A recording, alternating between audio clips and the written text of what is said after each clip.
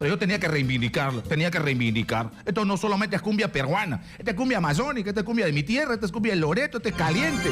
Y seguramente está que saca el pecho hinchado Rubén Sara, está en Bogollón, y también, por supuesto, Higino Capuñay, que fue quien hizo boom este tema tan extraordinario que bailó Lionel Messi. Bueno, vamos con información. Esta es la hora 12 del mediodía con 17 minutos. Me voy a Cusco. En Cusco no están para bailar. En Cusco no hay embrujo. En Cusco hay problemas. En Cusco los maestros no tienen intermediario para conversar. En Cusco los maestros no tienen ministra con capacidad de resolución. En Cusco PPK está ausente. En Cusco la protesta llegó a las carreteras. En Cusco se generó una protesta de los padres de familia. Es decir, en Cusco no quieren nada con este gobierno incapaz de resolver problemas tan importantes, tan neurálgicos. ¿Qué espera Marilu Martes? Seguro que se sume Arequipa, seguro que se sume Tacna, seguro que se sume Puno, seguro que se sume y el sur empiece a generar más problemas de lo que hasta ahora está dando, sencillamente porque no tienen capacidad de resolver el tema. Voy con José Espinosa, estoy en vivo con él a las 12:17. ¿Cómo está la situación a esta hora? José, buenas tardes. Información en vivo, Manuel, muy buenas tardes. Nosotros también aquí en la programación regional de Exitosas Noticias han salido los escolares de diferentes instituciones educativas y han indicado de que si es que en 48 horas no se resuelve el tema, los mismos estudiantes van a regresar a las aulas sin los profesores, porque que se resuelva el tema está muy lejos. Sí. Además, que hace una hora aproximadamente, la jefa de asesores del Ministerio de Educación ha indicado que se regresan a Lima, se retiran y dejan las cosas prácticamente así en nada, sin haber solucionado absolutamente nada. Se regresan a Lima.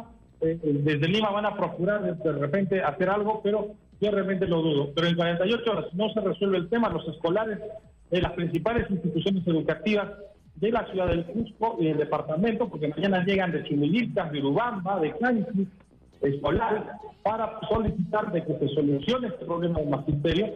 En caso contrario, los estudiantes van a regresar solos al colegio y van a dictar clases los mejores alumnos a sus otros compañeros, porque ellos quieren regresar, pero también quieren que se resuelva el problema del magisterio. El punto de quiebre, Manuel, es que el comité o este grupo de funcionarios del Ministerio de Educación se regresan a la capital de la República sin haber absuelto y resuelto absolutamente nada. Esa es la información, Manuel, desde Cusco. Exitosas Noticias, José Espinosa. José, muchas gracias por la información. Terrible la situación en Cusco. Miren ustedes, o sea, entre maestros haciendo paro y entre niños y padres de familia afectados por el paro, no hay nadie en medio, no hay autoridad. No hay autoridad que tenga capacidad de solución. Los maestros tienen una plataforma reivindicativa válida. Piden cosas que usted los lee y dice, tiene toda la razón del mundo. Pero el asunto es que eso está complicando niños, está complicando miles de niños, miles de padres de familia, que incluso tienen temor a que se pueda perder el año escolar. ¿Quién debería estar entre maestros huelguistas, con razón o sin razón, y los niños afectados? Un gobierno con capacidad de decisión, un gobierno con capacidad de gestión, un gobierno con capacidad de articulación, un gobierno con capacidad de respuesta y de autoridad. ¿Dónde está? En las nubes, sencillamente en las nubes. Esta es la hora 12 del mediodía con 19 minutos y en el Hotel El Pueblo, donde se reúne la bancada fujimorista, acaba de llegar Kenji Fujimori, exactamente hace 5 minutos. Son las 12:20, Kenji debe haber llegado a las 12:15. En este conclave se reúne toda la bancada, entiendo, con Keiko Fujimori para definir el tema de comisiones a partir de la próxima legislatura. Kenji está con un proceso disciplinario abierto que puede llevarlo incluso a la expulsión, mínimo a una sanción de amonestación por estar hablando, dicen ellos, mal del fujimorismo y del Congreso de la República. Vamos a seguir dando más datos sobre este conclave naranja en el Hotel del Pueblo, en Ate, aquí en Lima. Y estamos con Sofía Gallegos en cualquier momento también por ese lugar. Voy a Iquitos, David González. ¿Por qué voy a Iquitos? Porque quiero ver cómo está afectando el tema de la huelga. Otro problema.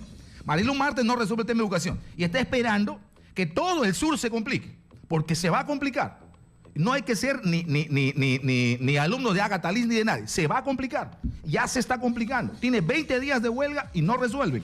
Se va a sumar Arequipa en cualquier momento. Se va a sumar Tacna en cualquier momento. Se va a sumar Puno en cualquier momento. Y van a sumar a los docentes otros actores sociales que me van a complicar como país todo el sur peruano. Y todo el mundo sabe qué pasa cuando el sur se embravece. Todo el mundo sabe qué pasa cuando el sur realmente requinta. Yo no sé si está esperando eso el gobierno central. Voy con David González hasta Iquitos para saber cómo está afectando la otra acción de protesta. Médicos en todo el Perú. Más de 20.000 médicos han paralizado sus labores el día de hoy. La otra ministra, la ministra Patricia García, igual, en la nube sin resolver este tema. David, buenas tardes. ¿Cómo afecta el paro médico en la ciudad de Iquitos? Adelante. ¿Qué tal, Manuel? ¿Cómo está esta información? Y en vivo, tal y como estaba planificado. Hoy martes, los trabajadores de la Dirección Regional de Salud de Loreto acatan un paro de 24 horas y coincide con el inicio de la huelga nacional indefinida de los médicos y que Loreto será acatada casi al 90%. Todos los administrativos de diferentes locales se concentraron desde temprano en la sede principal ubicada en la calle Leticia con Avenida Grau, frente a la Plaza Bolognesi, y desde ahí se puede escuchar arengas contra el gobernador regional Fernando Menéndez, a quien acusan de mucha intromisión en este sector del Estado. Y además de eso, se pudo también escuchar la asamblea informativa encabezada por el secretario general de los trabajadores de la Direza, Loreto, José González. Según se sabe de que el año pasado, en este caso, los trabajadores del sector salud habían parado 28 días, una lucha sacrificada, haciendo una huelga indefinida para que el distinguido doctor Silva, debido a que este sector ha colapsado, pero luego de un corto tiempo el gobernador puso en este caso en marcha, lo cual está en este caso un poder en este sector que todos los días siempre hay problemas, así como también en el sector de educación. Lo cierto es que este paro, según un convocado, y está siendo aceptado por todos los trabajadores, y estuvimos haciendo recorrido tanto por el hospital de Quito y como también el hospital regional, y se ve exactamente la paralización más del 90% en esta parte del país. Correcto, muchas gracias, David. Está afectando seriamente la paralización. Y está afectando en Iquitos, está afectando en Pucallpa, afecta en Tarapoto, afecta en Piura, afecta en Tumbes, afecta en Cajamarca, en Caen, en Bagua, en Amazonas, en Ica, en Huancayo, en Junín, en Cusco y en todo el país. Crisis. Ya no solo crisis política, ya no solo el efecto en el problema económico, sino crisis social, descontento social. Se caldea el panorama social. ¿A dónde vamos a llegar? Y yo planteo como pregunta, porque me parece cada vez más terrible. Y me complica porque la verdad es que los que representan los poderes de Estado, PPK en el Ejecutivo y Keiko en el Legislativo, no se percatan. No se percatan de la crisis. Ninguno de los dos. Voy rápidamente con información en vivo a las 12 del mediodía con 24 minutos. Estoy en comunicación con Erika Rado desde ATE. Erika, la estamos escuchando. Buenas tardes. Adelante. Información en vivo. Nosotros nos encontramos en los exteriores del Hotel El Pueblo, aquí en Santa Clara. Precisamente hace unos instantes acaba de llegar el congresista Kenji Fujimori a esta reunión que se viene realizando por parte de la bancada de Fuerza Popular, reunión que está desde las 10 de la mañana. Ya han llegado la mayoría de integrantes y pues Kenji Fujimori ha ingresado a bordo de su camioneta, ha evitado a la prensa. Sin embargo, pudimos sacar algunas declaraciones. Él ha dicho que no está dispuesto a renunciar a la bancada de Fuerza Popular. Mientras tanto, nosotros estamos en los exteriores. Sin embargo, observamos todavía al congresista Kenji Fujimori, que ha descendido de su camioneta y está tomándose algunas fotos con admiradores, algunos niños que están precisamente también al interior de ese club. Está saludando a las cámaras, no quiere acercarse a brindar más declaraciones. Lo que se ha dicho es que no está dispuesto a renunciar a la bancada de Fuerza Popular. También hemos podido nosotros tener conocimiento de declaraciones de Héctor Becerril, quien ha dicho pues que el tema a tratarse en esta reunión no es pues el tema disciplinario de Kenji Fujimori por los diversos tweets que habría emitido, sino más bien para ver cómo ha sido el trabajo desarrollado de la bancada a lo largo de este año en el Congreso. Y también pues hemos podido conocer las declaraciones de Luis Galarreta, quien ha calificado pues de infraternas estas tweets que habría enviado Kenji Fujimori, pero dijo también que espera que reflexionen acerca de esta actitud. Nosotros nos mantenemos entonces, Manuel, a la expectativa de más detalles en esta reunión de la bancada de Fuerza Popular que se realizará por 3 días en este hotel aquí en Santa Clara para analizar el trabajo de este grupo político. Adelante contigo. Gracias, Erika, por la comunicación. Esta es la hora 12 del mediodía con 26 minutos, mientras los políticos tienen su propia dinámica, el Ejecutivo con el Legislativo, ahora el Legislativo en la mayoría viendo cómo se distribuyen comisiones, el Ejecutivo con un PPK que no siente crisis, que no ve crisis, que no advierte crisis, que cree que son escandaletes de quinta y no le llama la atención ni siquiera para hacer una reforma urgente a su gabinete. Mientras eso pasa, se caldea el ambiente social. Y no solo por las movilizaciones, no solo porque Sunafil entra en paro, no solo porque los médicos entran en paro, no solo porque los docentes entran en paro a nivel nacional en los próximos días, no solo porque el BRAEN está movilizado, no solo porque los ganaderos van a hacer movilización en Lima en los próximos días. No solo por eso, sino porque la violencia continúa. Hoy día en Puente Piedra, en Lomos de Zapayal, en este cerro que nadie sabe si tiene dueño o no, ha habido realmente, pero un enfrentamiento a bala limpia, lo que evidencia una falta de autoridad. Se supone que gente que está vinculada al tema de tráfico de tierras, se impone esa autoridad a bala limpia. Tenemos un muerto, tenemos 2 heridos, ha circulado bala en la madrugada del día de hoy. La policía llegó 4 horas después del incidente. Y otra vez tenemos que decir qué pasa en el Perú en lo que se relaciona a autoridad. ¿Qué ocurre? ¿Cómo es posible que en nuestras narices en Lima se disputen terrenos a bala limpia sin que uno sepa quién realmente es el dueño? Y aquí uno entiende 2 cosas. O es dueño del Estado o es dueño del privado. Si es dueño del Estado, el Estado defiende. Si es dueño del privado, el privado defiende. ¿Por qué aquí hay disputa tan alegre, con bala y con muerto incluido? Puente Piedra hoy, Lomo de Zapayal, 14 balas a un tipo. No sé si 14 o 17. 14 balas mínimo a un tipo hoy, un acribillado y 2 heridos. Esta es la hora, 12 del mediodía con 27 minutos. Vamos a plantear la pregunta. Está vinculada al tema de Kenji Fujimori y el proceso disciplinario que le han abierto el día de ayer, que podría llevar, bueno, en el mejor de los casos, para Kenji, a una amonestación y en el peor de los casos para él, a una expulsión. Esta es la pregunta. Fuerza Popular abrió proceso disciplinario a Kenji Fujimori. ¿Qué opinión tienes? Respondemos también inquietudes al 467-4499, 251-9422.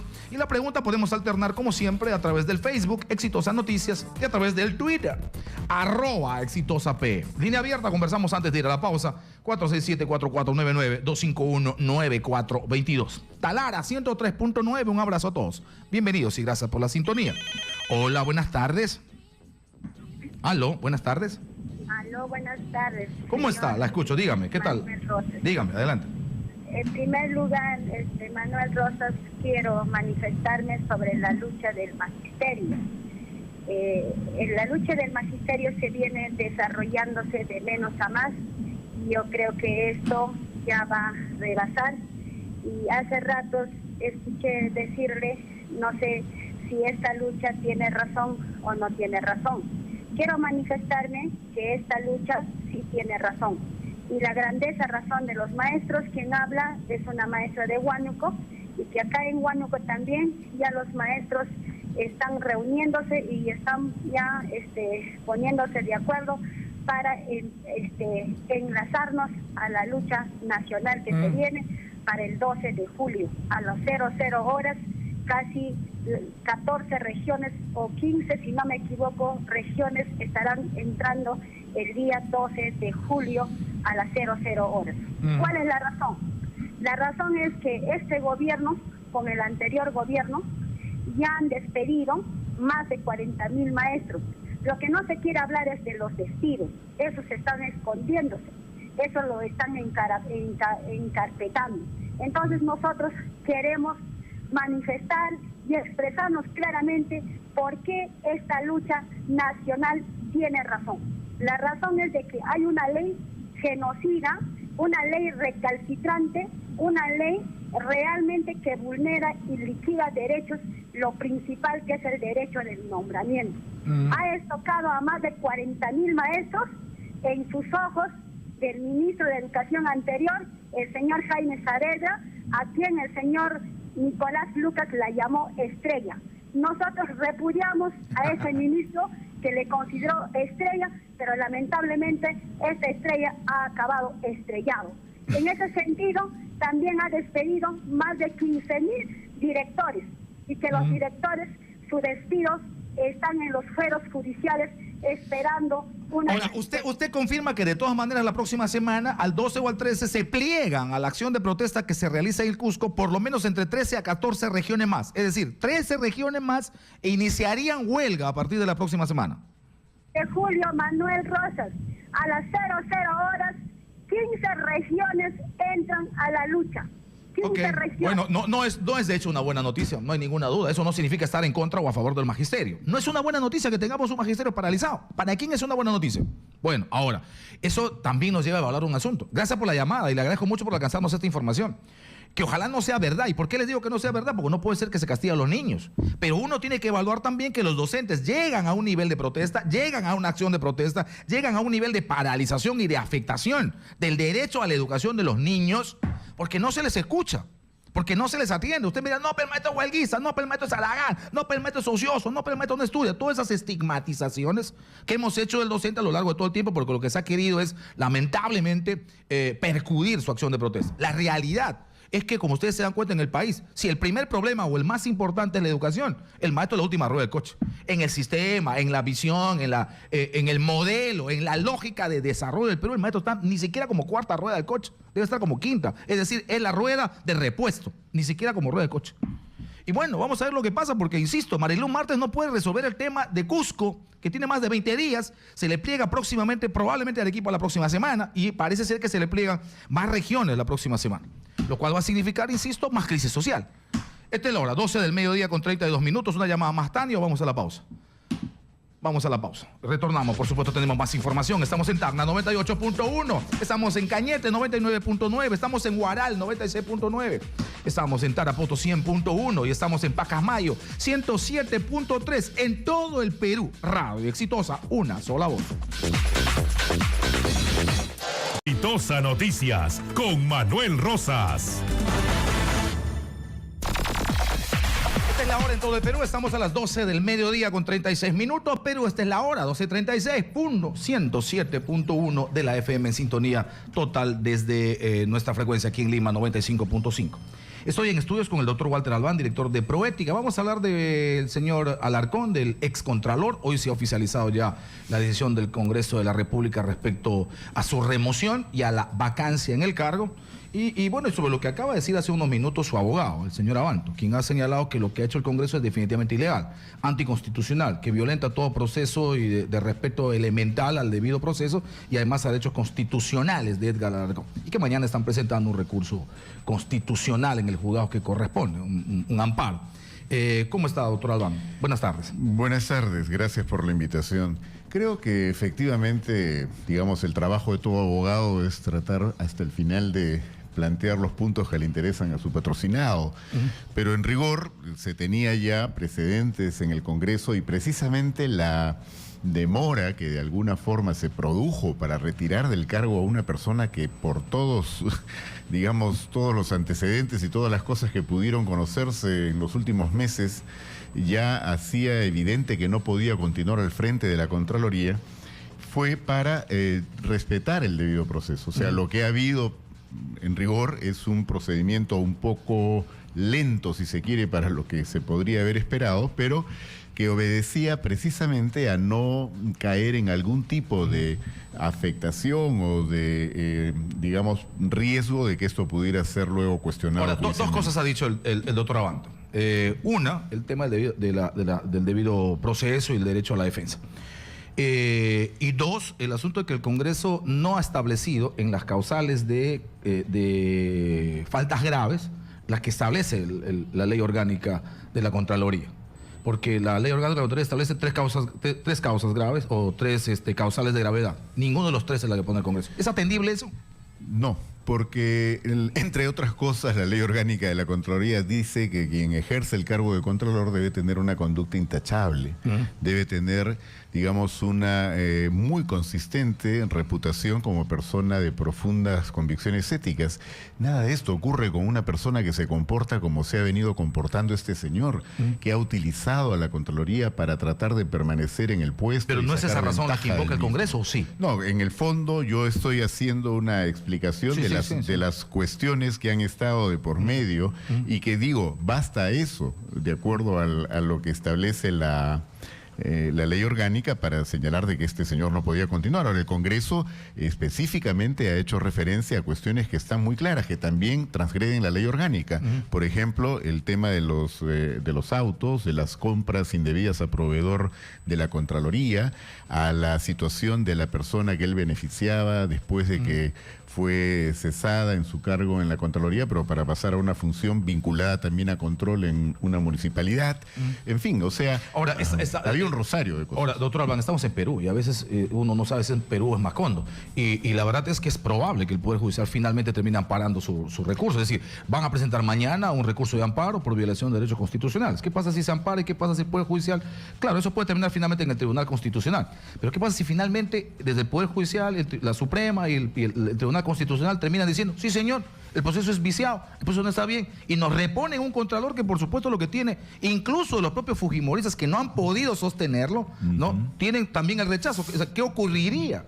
Bueno, yo quiero pensar que esto no es posible, ¿no? Es decir, me parecería una desfachatez impresionante que alguien quiera atender este tipo de argumentaciones y no darse cuenta de que la finalidad de la justicia es precisamente que vivamos en un estado constitucional de derecho donde la gente actúe como corresponde y sobre todo si tiene responsabilidades de tan alto nivel como lo que significa un contralor. Yo creo que lo que ha pasado en este caso no es anecdótico porque no se refiere solo a la persona, nos está indicando la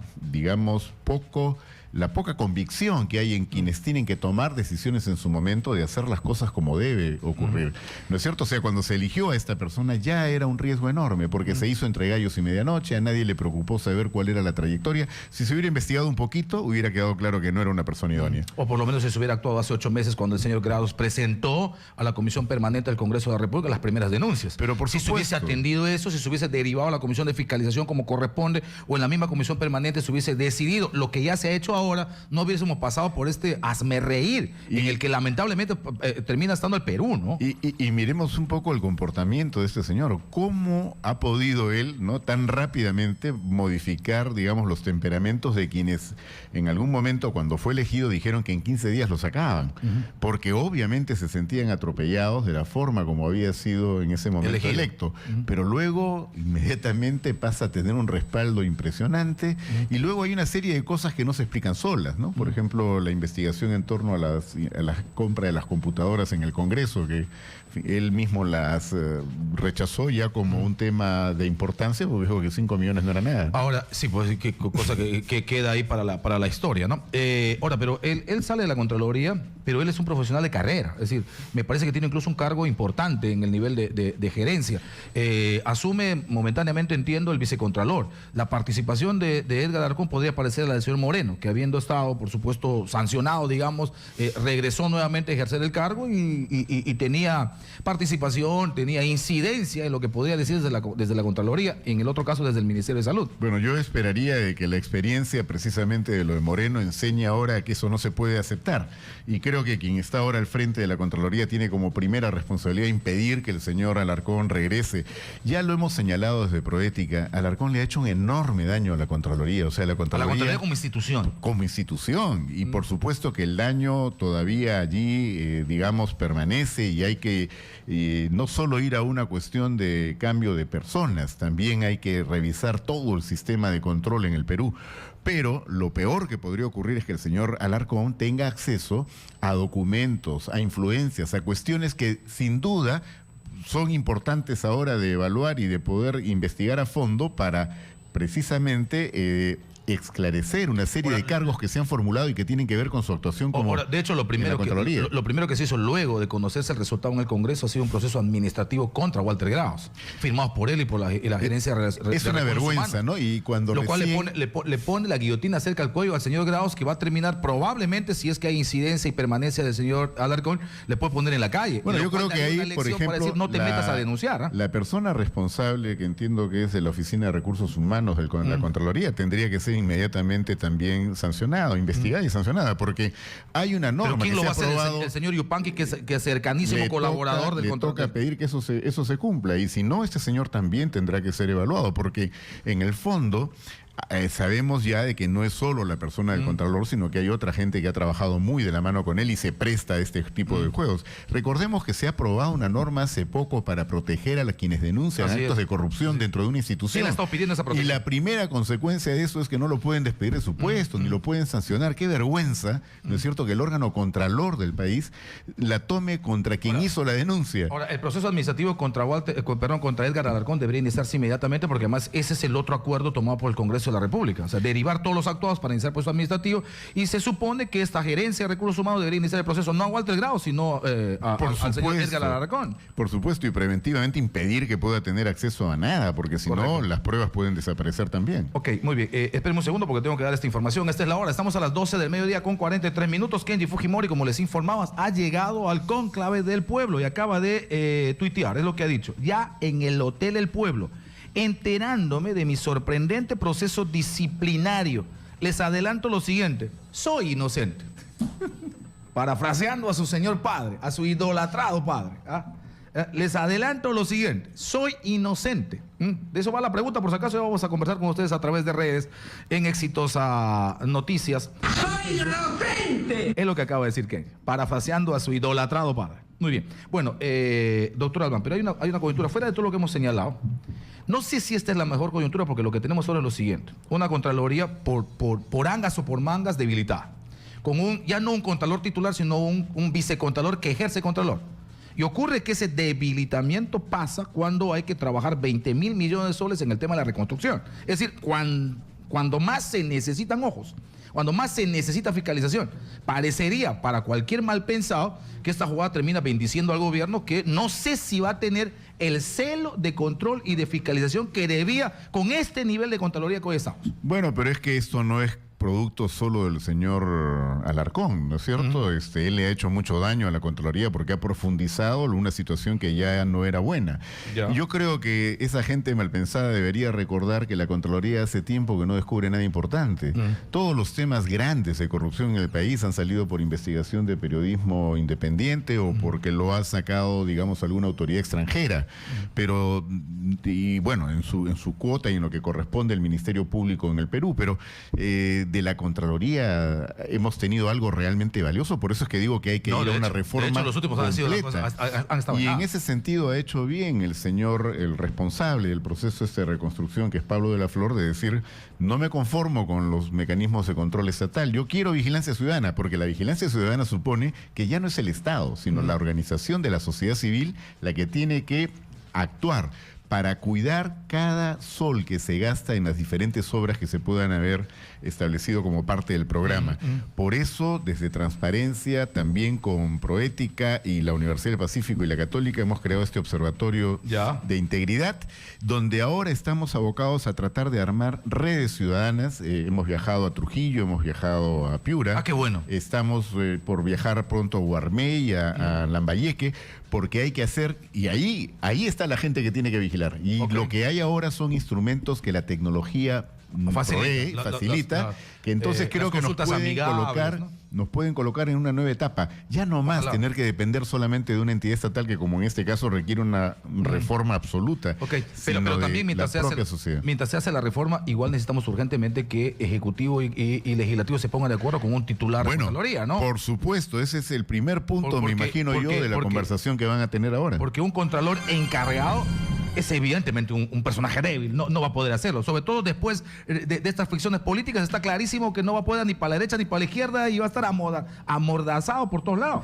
Definitivamente, y creo que esta experiencia, si algo bueno enseña, es que hay que buscar a alguien no solo con la calificación profesional, académica y ética, sobre todo, sino además independiente, que sea capaz de transmitir una confianza completa a unos y a otros. Creo que esta posibilidad que se ha abierto ahora con este diálogo que se anuncia entre los líderes, digamos, el presidente de la República y la líder de la oposición, Keiko Fujimori, puede, ojalá, colocarnos en una situación distinta y, claro, qué mejor oportunidad que llegar a un consenso sobre este tema. Doctor Walter Albán, muchas gracias. Bueno, gracias a ustedes. El director de Proética, hablando sobre el tema de Contraloría y sobre el asunto de necesidad de mejorar el sistema de control y fiscalización. Pero además acaba de dar un dato sumamente importante: el asunto de la participación ciudadana en los mecanismos de fiscalización. Es decir, no solamente hay que pedir regidores, consejeros, congresistas, órganos de control, de auditoría, sino también los ciudadanos para poder participar en la defensa de nuestros recursos y del mejor manejo de esos recursos. 12 del mediodía con 48 minutos. Erika Rao, información en vivo desde ATE. Erika, la estamos escuchando. Adelante. Gracias, Manuel. Muy buenas tardes. Información en vivo. Nosotros continuamos en los exteriores del Hotel El Pueblo, en donde se viene llevando a cabo desde las 10 de la mañana la reunión de la bancada de Fuerza Popular, y precisamente está haciendo su ingreso también el congresista Francisco Petrossi. Vamos a escucharlo. Vamos a seguir con las buenas noticias porque ustedes me conocen y yo me caracterizo por eso. Hay una gran noticia para el Perú que necesita buenas noticias. Hay una carta, hay un diálogo que comienza el martes, por lo tanto se abre una nueva etapa con la cual podemos esperar todos los peruanos que se destrabe esta suerte de atolladero en el que nos encontramos. Eso es lo que hay que celebrar hoy día. A partir de esto, señores y señoras, las preguntas que ustedes deseen con todo gusto. Justamente hablando de esta posibilidad de reunión entre el presidente y Keiko, ¿le incomoda o le ha molestado a usted que, por ejemplo, el presidente no acepte la presencia de Luis Bedoya Reyes en la cita? Es que no nos podemos incomodar por todo, no podemos incomodarnos por todo, hay que tomar lo positivo. El presidente es de la opinión de no citar a la cita y Keiko, a Luis Bedoya, y Keiko es de la opinión que sí. Lo importante es que se reúnan. ¿Cómo toma este proceso disciplinario que se le ha abierto a Kenji? Se le consulta acerca del proceso disciplinario a Kenji Fujimori. Miren, yo vengo de un mundo en el que hay mucha disciplina contrario a lo que la gente cree. El mundo de la lírica, el mundo del teatro se rige por la disciplina. Y yo creo que todas las profesiones se deben regir por la disciplina. La política no es una excepción. Kenji, a quienes todos ustedes, y no es una novedad porque lo han escrito y lo han irradiado por todos los medios que ustedes han considerado pertinente, es mi amigo y yo lo quiero mucho. Y él, por apellidarse Fujimori, tiene la responsabilidad de que en el fujimorismo haya armonía y de que Fuerza Popular sea percibida por el pueblo peruano como una gran unidad. Abrir un proceso disciplinario es abrir una conversación, una mesa de diálogo.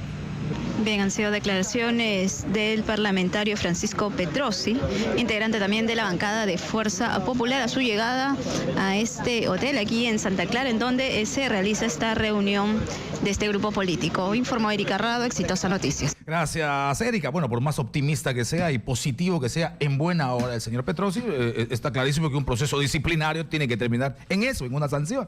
La mínima sanción va a ser un llamado de atención por lo que se llaman frases o alocuciones infraternas. La más fuerte sería una expulsión, la más improbable también. Vamos a ver en qué termina este asunto del inicio del proceso disciplinario a Kenji Fujimori, quien ya tuiteó hace un instante, como les he señalado, dice: ya en el Hotel El Pueblo, enterándome de mi sorprendente proceso disciplinario. Les adelanto, Turri, ¿qué ha dicho Kenji? Les adelanto lo siguiente. ¿Qué ha dicho? ¡Soy inocente! Soy inocente. Y acaba de responder Daniel Urresti. Daniel Urresti está bien también. Es otro Twitter dependiente. ¿Qué ha dicho Daniel Urresti?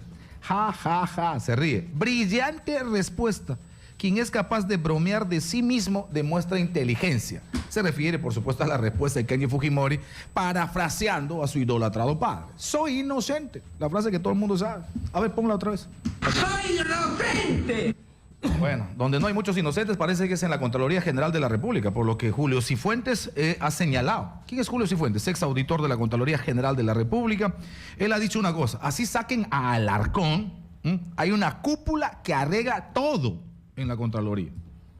No, de hecho, no hay inocencia ahí. ¿Cómo está, señor Cifuentes? Buenas tardes. Buenos días, buenas tardes. Gracias por la invitación. Qué fuerte lo que usted ha dicho. Así saquen a Alarcón, hay una cúpula que arregla todo en la Contraloría. Sí, y la cúpula viene de 30 años. 30 años. 30 años. ¿Qué significa arreglan todo? Arregla todo significa que tapa todos los informes que tengan alguna vinculación con alguien que vaya a ser herido del sector público, y lo que hace es cambiar el informe o enviarlo al inicio del proceso para que nunca salga. ¿Y eso lo hacen por qué? ¿Por política? ¿Por dinero? ¿Por qué lo hacen? Yo entendería, primero, por política, porque existe en la Contraloría una dependencia política. Dependencia... No deberían depender de nadie, es una entidad autónoma, absolutamente, con ley orgánica. Eso es en el nombre, porque realmente dependen políticamente, porque el Contralor es designado por el Poder Político y es confirmado por el Legislativo. ¿No? Ahora, también depende de la independencia que tenga el Contralor y que pueda realmente hacer un rol totalmente independiente. ¿A Matute nadie le ha tocado? ¿A Fuad Kurit no le ha tocado nadie tampoco? No lo han tocado porque realmente no han hecho absolutamente nada contra los peces gordos. Y aquí de lo que se trata no han es... pisado callos. No han pasado callos. Y como no han pisado callos, han pasado piola. Entonces el tema fundamental es que la Contraloría debe ser totalmente independiente por profesionales independientes y que conozcan. ¿Cómo haríamos eso? Que conozcan. ¿Cómo haríamos?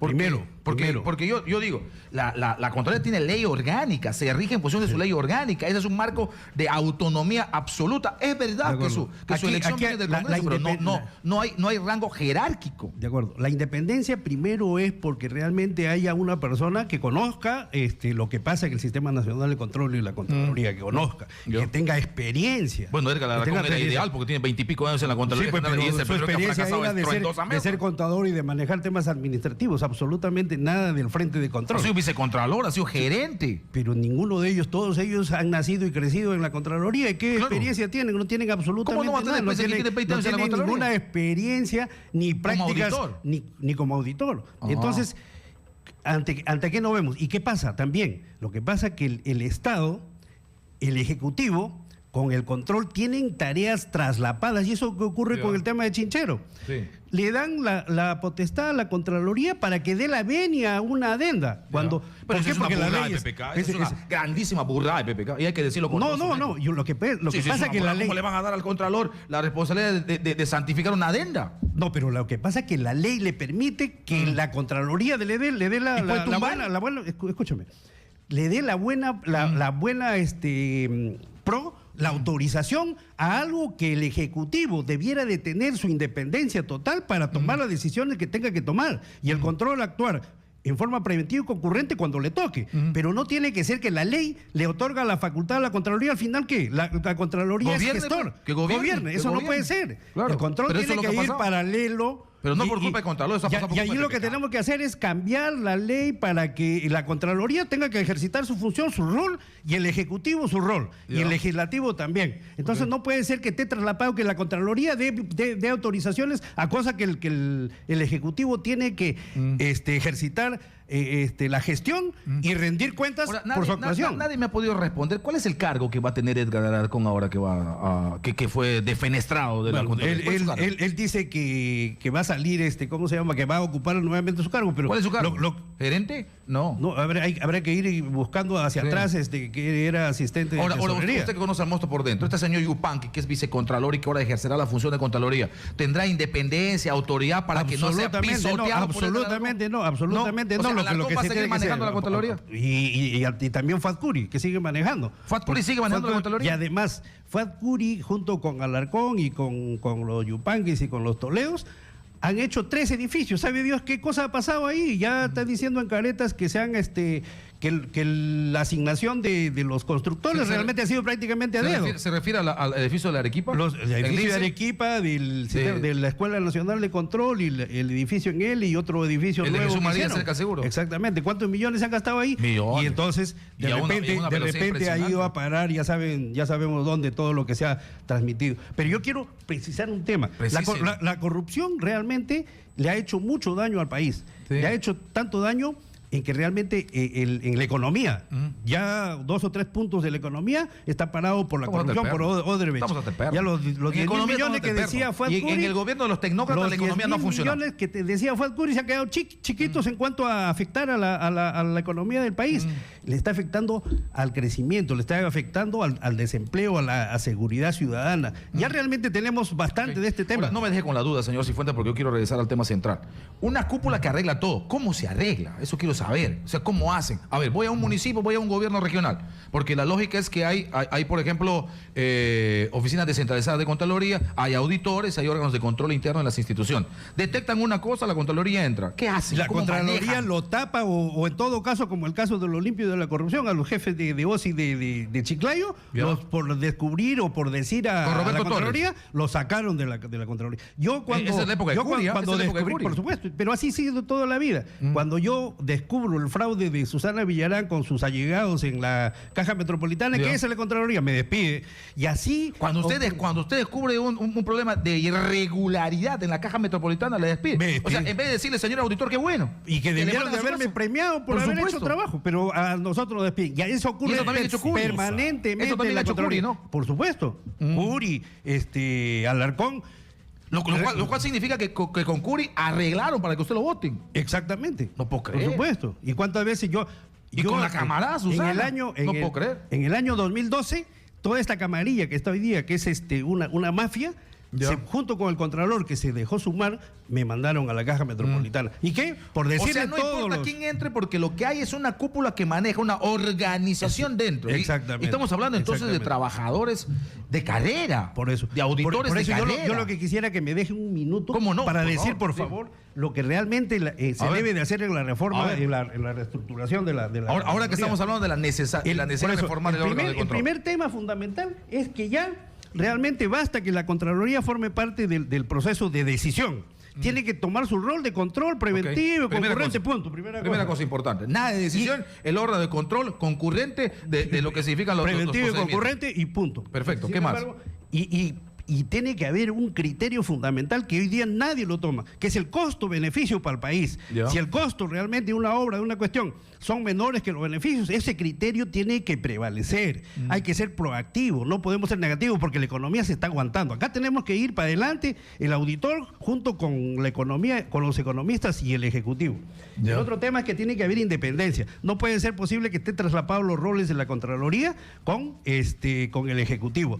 El ejecutivo está para ejecutar, para hacer obra, para hacer gestión, y la Contraloría para ejercitar el control, con gente proba, honesta, bien profesionalmente calificada, con entrenamiento. Hay que traer prácticas internacionales del extranjero. La mafia debe ser separada, hacerle su proceso debido y lo que le corresponda, administrativos o penales, fuera del...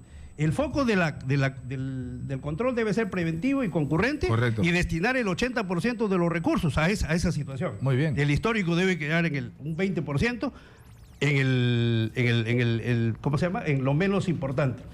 Las auditorías actuales deben de seguir y debe haber un control de calidad para que realmente se emitan los informes que tengan que emitirse. Muy bien. Y finalmente... el último punto es el tema de la transparencia. La Contraloría debe abrir sus puertas y sus ventanas y ser transparente en todos los procesos internos, desde que se inicia una acción de control hasta que termina. Tiene que la ciudadanía mirar todo eso. Igual que el sector público tiene que abrir todo. Porque ahora resulta que si se juntó el ministro tal con el Contralor, es algo malo. No. Debe de abrirse y deben de conversar, pero debe ser transparente. Debe ser transparente. Totalmente transparente. Muy bien. Y lo último, por favor. Sí, cómo no. El tema es que los equipos de la Contraloría, los equipos de los jefes de OSI y de las sociedades de auditoría tienen que hacer un solo equipo y enfocarse a ese 80% de lo más importante. Una sola idea. Muy bien. Le repregunto nuevamente, usted me ha dicho, pero quiero escucharlo nuevamente. El señor Yupanqui no va a tener independencia y va a estar sometido a Alarcón y a Curi. Y no solamente sometido a Alarcón y a Curi, está sometido a la corrupción que ha habido absolutamente toda la vida en la Contraloría. 80 años de corrupción en la Contraloría y lo único que ha hecho es gastar dinero en presupuesto y que se suma a las pérdidas que el Estado tiene. Muy bien, muchas gracias. Julio Cifuentes, ex auditor de la Contraloría General de la República, a quien mandaron a su casa cuando descubrió tremendo negociado en la gestión de Susana Villarán en la Municipalidad de Lima con la Caja Metropolitana, contándonos que más allá de Curi, más allá de Alarcón, más allá de Yupanqui, más allá de quien fuere, hay una cúpula que negocia en la Contraloría. Y si eso no se saca, va a seguir la enfermedad. No hay ningún problema, simplemente para tener... Además, si Kenji tiene intenciones políticas, no dejaría Fuerza Popular solo para su hermana.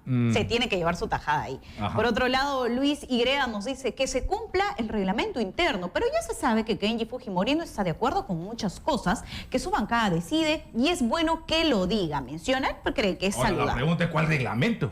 Reglamento que según Che Vasco, secretario general del Congreso de la República, no ha sido refrendado por él. Y Donaire dice que es inconstitucional. Que según Donaire, además, ni siquiera ha sido debatido por los congresistas. Pero en fin.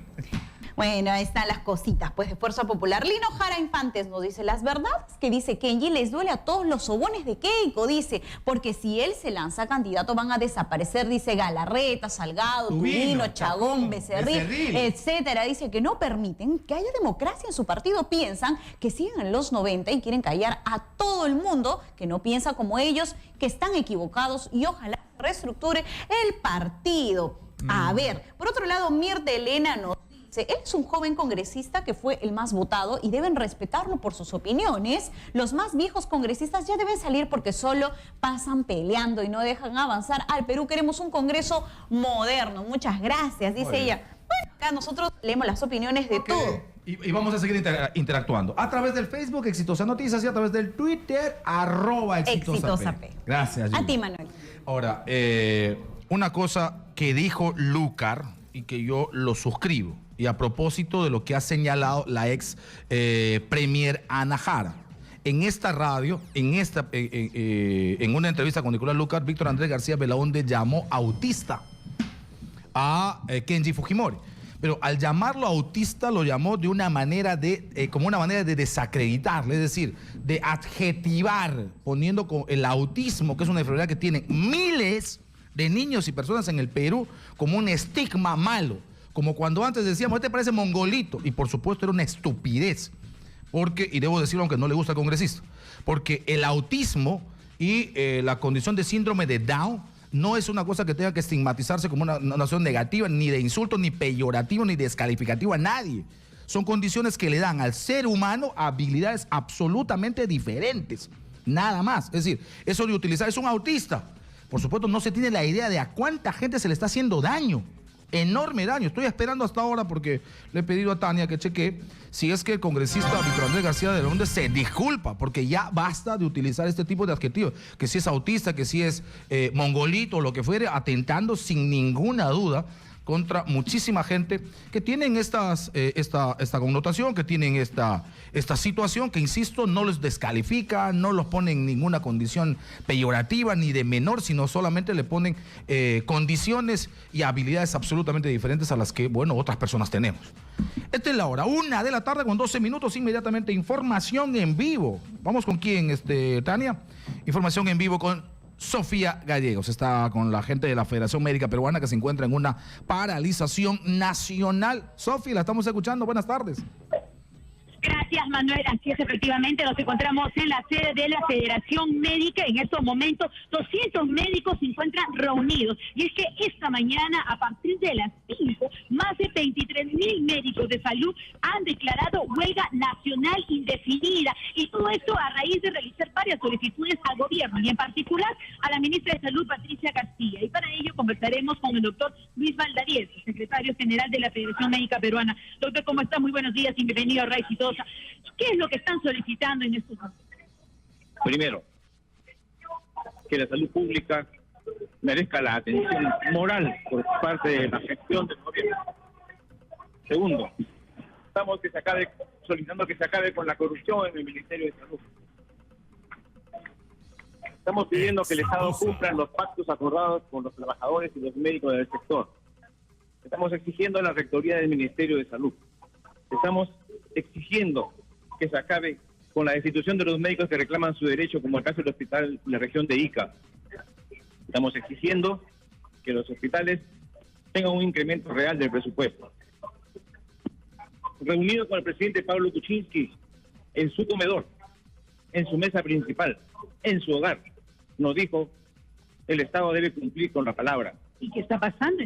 Y a la fecha no ha honrado la palabra, ni él como gobernante, ni la ministra como ejecutora del orden del ministerio. ¿Usted se ha conversado con la ministra de Salud, Patricia Castilla?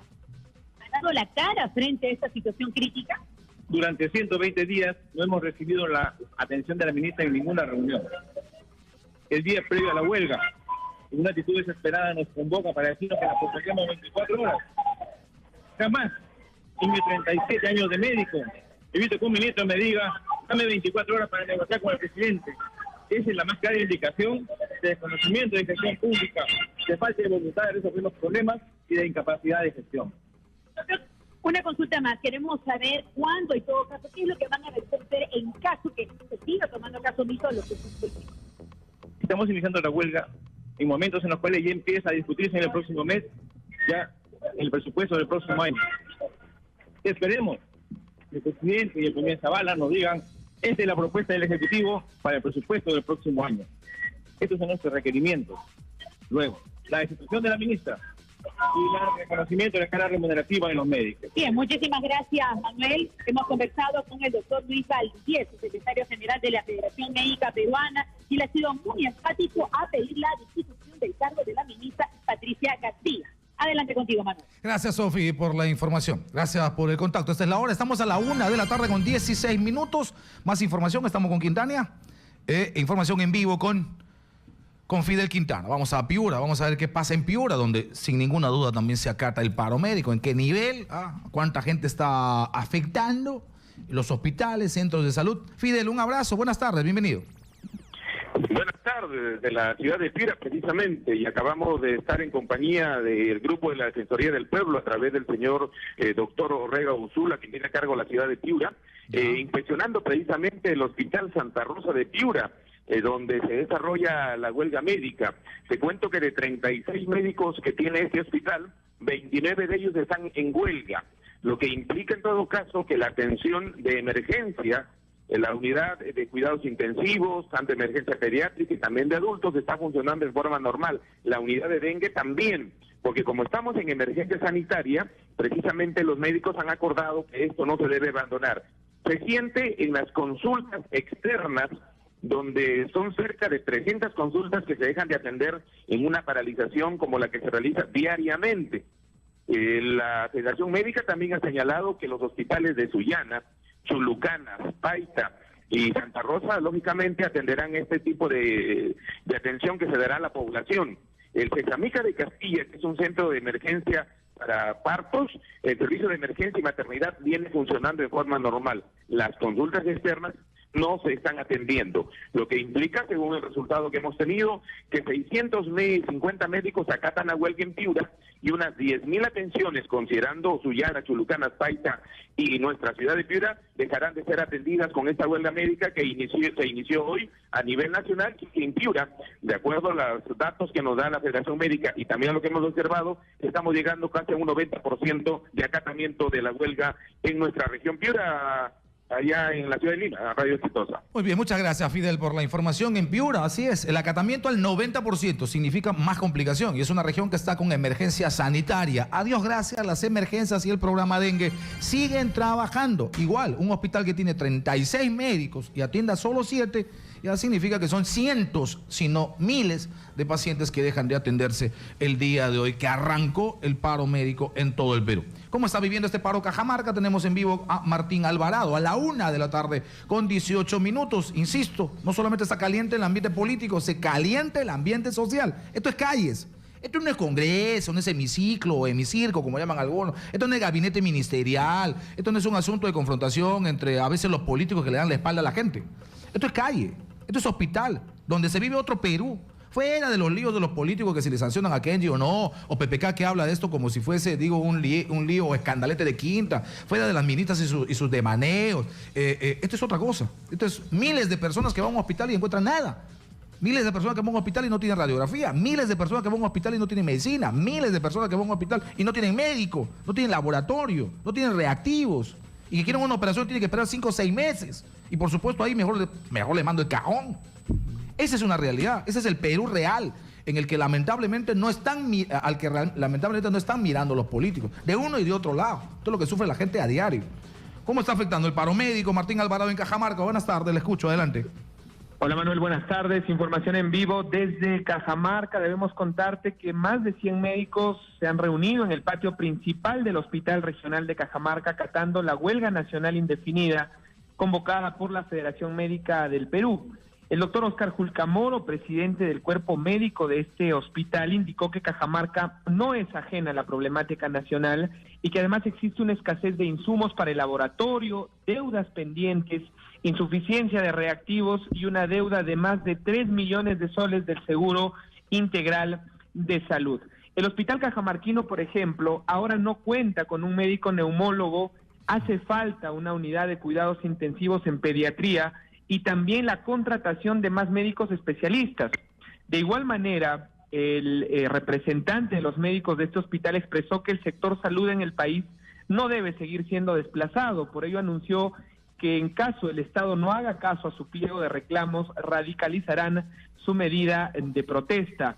En este momento se encuentra suspendida la atención en consultorios externos, pero la atención sigue en las áreas críticas, así como en emergencia, a fin de garantizar que la población no se vea afectada en su totalidad. Asimismo, debemos referir que estos problemas generan malestar en la población, ya que más del 90% de los pacientes atendidos diariamente pertenecen al CIS.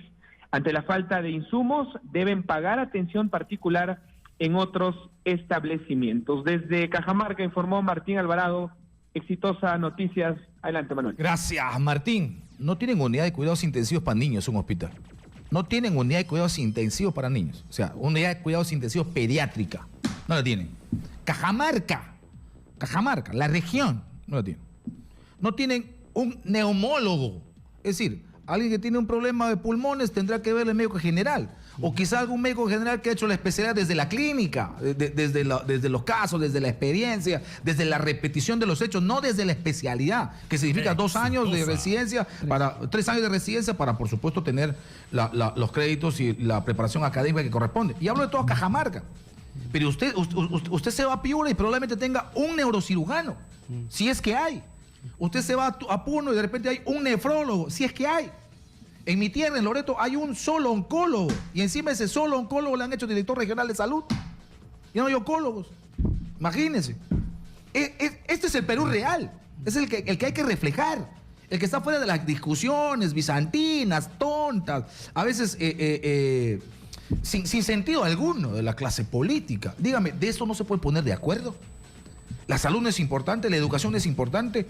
No pueden sentarse los que representan al Ejecutivo con los que representan al Legislativo para ver de qué manera le ponemos de acá a 5, 7, 8 años, o a 10, o a 15, o a 20 años, un marco normativo sistemático de inversión en salud y en educación, para quien sea. Para PPK, para Keiko si llega Keiko, para Kenji si llega Kenji, para quien llegue. El compromiso de los políticos con el Estado y con el Perú. Y eso venimos arrastrando hace tiempo. Y voy a conversar sobre el tema con el ex decano del Colegio Médico, el doctor Tommy Villanueva. Qué gusto saludarle, ¿cómo está? Muy buenas tardes a todos los oyentes y televidentes. La preocupación real ya la hemos ido expresando hace mucho tiempo. ¿No? Le he entrevistado a usted varias veces y no hace 2 o 3 meses. Esto viene desde el año pasado. Sí, insistiéndose en varias cosas, en que se tome el toro por las astas en el sector salud, ¿no? Sí, y supuestamente la hoja de ruta en salud que el PPK con el partido que logró ingresar al gobierno, hizo una hoja de ruta que todos los gremios lo habíamos respaldado técnicamente. Con compromisos concretos. ¿Qué decía, por ejemplo, esa hoja de ruta? Es decir, recorriendo ya casi 12 meses de gestión, ¿en qué deberíamos estar según esa hoja de ruta de PPK y de la señora García, ministra de Salud? En primer lugar, era el incremento del presupuesto en 0.5% anual. ¿Y qué es lo que se ha hecho? Ni siquiera el 0.05%. O sea... Primer compromiso incumplido. 3.300 millones menos. Fundamental el compromiso. Fundamental que estaba firmado. Inyectarle recursos. No se ha inyectado, sino que se le ha quitado recursos. Después, el siguiente punto fue perfeccionar el primer nivel de atención. Implementar la base ancha, que significa el 80% de atenciones, que debería resolver el problema de los hospitales, porque todo está concentrado ahorita en el nivel 3, en el nivel 4, cuando debería contenerse todo en el primer nivel de atención. Eso fue un compromiso real. Las redes integradas de salud. ¿Y qué se ha hecho ahora? Hace algunos días acaba de salir documentos de gestión de la actual ministra, que está desarticulando, más bien al contrario, los sistemas de microredes y redes que durante años se ha construido a través de la historia, a través del trabajo conjunto. PPK dice, hay que darle fortalecimiento a las redes y microredes del sector salud. Y cuando llega PPK al gobierno y tiene su ministra, lo que hacen es desbaratar esas redes, que digamos es la telaraña hasta ahora mejor diseñada para llegar al último ciudadano en el Perú, en las zonas altoandinas, en las zonas amazónicas, donde fuere. Eso se está desbaratando. Ese sería son los puntos más importantes. La gestión, se había comprometido a definitivamente desaparecer el Instituto de Gestión de Servicios de Salud, que el Congreso, en conjunto con el Ejecutivo, se acordaron y lo anularon. Pero ¿cuál es la alternativa? ¿En otro órgano de gestión? No sabemos. Hasta ahorita no tenemos la respuesta. Nuestros hospitales están colapsados.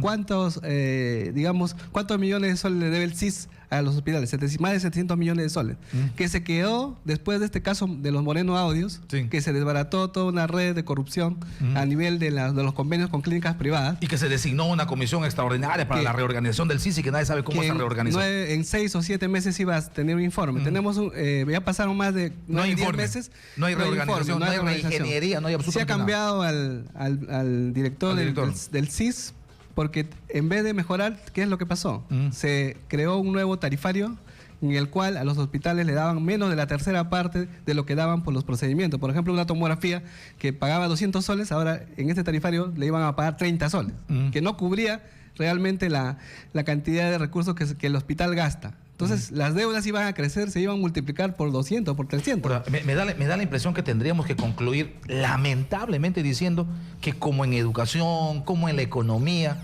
en salud hemos perdido un año. Sí, prácticamente nosotros creemos que un año se ha perdido. ¿Qué pasó con esta contingencia de la emergencia del norte del país?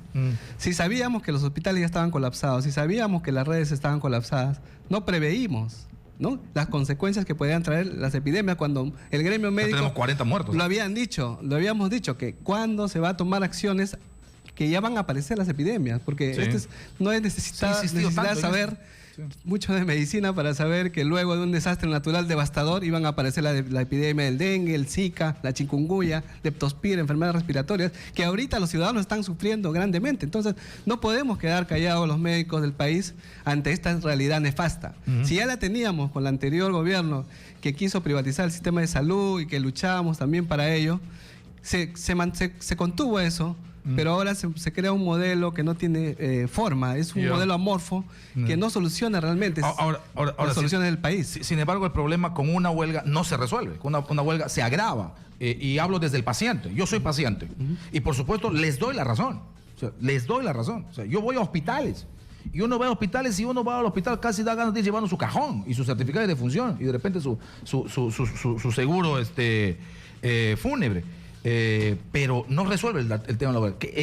A mediano plazo o ahora mismo en la coyuntura, ¿cómo se va a resolver este problema teniendo en cuenta que ya entramos a paro y no sé si la capacidad de reacción de PPK vaya a ser la mejor y de su ministra, que por supuesto es responsable de esta debacle mayor en este último año de gestión? Claro, nosotros creemos que ya la Federación Médica, porque es un acuerdo de todas las bases a nivel nacional, no es que lo toma un dirigente, sino lo toma toda la Asamblea, haya decidido esta medida extrema ante la inercia y la falta de recepción y de la ministra de Salud. La última reunión solamente recibió al viceministro, a nuestro presidente de la Federación, cuando debía haber recibido a la ministra y haber resuelto el problema en el instante, ¿no?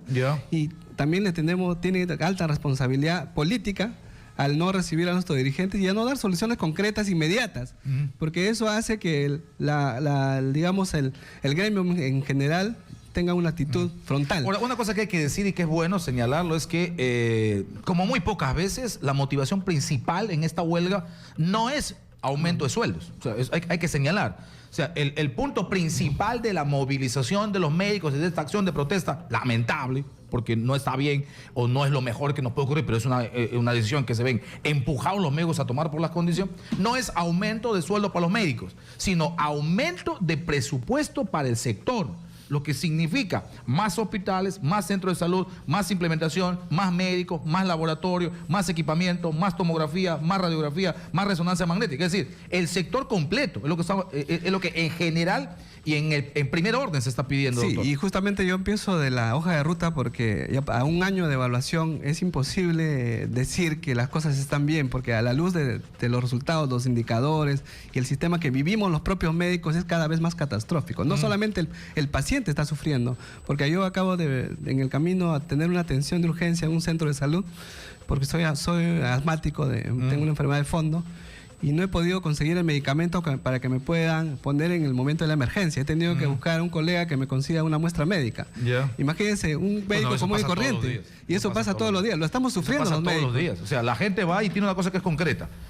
Pasa por CIS, le atiende el médico. Cuando hay el médico le manda la receta, le va a la farmacia y si le manda 3 o 4 medicamentos, si hay uno, es un golpe brutal de suerte. Normalmente no hay ninguno. No hay CIS, ¿a dónde me tengo que ir? a la farmacia del frente, por supuesto sacar los pocos chivilines que tengo, cuando tengo. Y cuando no tengo, ¿qué hago? Cuando no tienes, simplemente te pondrás el medicamento que hay o con uno de marca. Ahora, ¿qué hago yo? De otra marca. ¿Qué que hago no tiene yo? La eficacia, ¿no? ¿Y qué hacen ustedes los médicos? Porque que ese es otro problema. Ustedes tienen que salvar vidas, ustedes tienen que curar, ustedes tienen que sanar. Si vino alguien con un problema, por ejemplo, de neumológico, hoy que estamos en un invierno fuerte, y en el sur del Perú, en zonas altoandinas, hay problemas serios de neumonía, no sé qué harán cuando, por ejemplo, se necesita salbutamol o se necesita un antibiótico fuerte para calmar la infección o los problemas de estragos en el pulmón. Porque ustedes pueden ver morir gente en sus manos y ¿qué hacen? Pues ¿qué hacen si necesitan una medicina que no hay? Estamos atados de manos, prácticamente nos sentimos atados de manos. ¿Y qué es lo que al final, por dónde se rompe el hilo de la madeja acá? Por el lado más débil, porque al final el médico termina denunciado. ¿No? Porque el sistema de salud lo denuncia, su salud está detrás de nosotros, está detrás del sistema, pero realmente su salud debería estar detrás del abastecimiento de insumos, de medicamentos, de todo este problema que la salud está pasando. Doctor Villanueva, el pedido además es que se vaya la ministra, ¿no? Bueno, ese es un acuerdo de la Asamblea de Federación Médica. Van a ir viendo asambleas permanentes que van a estar en conjunto del Colegio Médico. Pero hasta ahora no les ha llamado nadie. Hasta ahora nadie. Ha sido recibido por el viceministro hace algunos días. Eso es antes del paro. En las 13 horas y 30 minutos de paro no les ha llamado nadie. Están a la espera los dirigentes en asamblea permanente y también es más... A ver que despierte PPK, por favor, despierten a la ministra de Salud, de repente está durmiendo, porque no se entiende cómo con una crisis tan fuerte no se llama al diálogo y a resolver el problema. Más bien, lo que sí quería enfatizar que no estamos abandonando a nuestros pacientes. Todos los médicos estamos en la emergencia y en los piquetes de emergencia, y cualquier ciudadano, un llamado a los ciudadanos, si necesita una atención, nosotros vamos a funcionar las 24 horas del día y vamos a atenderle inmediatamente. No vamos a descuidar a nuestros pacientes en ningún momento. Doctor Villanueva, muchas gracias. Muchas gracias. Tommy Villanueva, ex decano del Colegio Médico, hablando de la profunda crisis que vive este sector. Me voy a la pausa. Retornamos con más 95.5 de la FM. Esta es Radio Exitosa en Lima. Esta es la hora en todo el Perú. Estamos a la 1 de la tarde, 36 minutos, pero esta es la hora 1:36. Estoy en línea telefónica con el congresista Joaquín Dipas. Él es presidente de la Comisión Especial Multipartidaria a favor de los valles de los ríos Apurímac, N y Mantaro, el BRAE, que están en paro total, que ya van a ver las consecuencias después, porque esto va a ser como está pasando ahora mismo en Cusco, toma de carreteras. Complicación en el tránsito, por ejemplo, entre Arequipa, Cusco, Puno y otras regiones más, Madre de Dios, por ejemplo, Cusco, Madre de Dios, en esta parte del país. Y hablo con él porque vino una marcha de sacrificio que entiendo debe estar llegando, no sé si a las 4 o 5 de la tarde a Lima. Han estado en Ayacucho, pasan por Huamanga y deben estar cerca a la capital. Vienen para exigir al gobierno atención y cumplimiento de promesas, cumplimiento de compromisos, nada más que eso. PPK en su gobierno ha hecho compromisos con los cocaleros. Y los cocaleros le están diciendo, señor, ¿vale o no vale tu palabra? ¿Sirve o no sirve tu palabra? ¿Se puede o no se puede confiar en tu palabra? Porque si has hecho compromisos, cúmplelos. Congresista Dipas, ¿cómo está? Muy buenas tardes. Bienvenido a Radio Exitosa. Muy buenas tardes, señor periodista. Sí, efectivamente, estamos aquí en una marcha de sacrificio. Hemos emprendido hace 4 días, este es el 4.º día de la marcha de sacrificio, y estamos entrando aquí allá a San Clemente. Ya estamos aquí. Y justamente lo que pedimos es el cumplimiento de los compromisos que había asumido el señor Pedro Pablo Kuczynski cuando él fue al BRAE, exactamente a Pichari, a Quindiri, cuando él era candidato.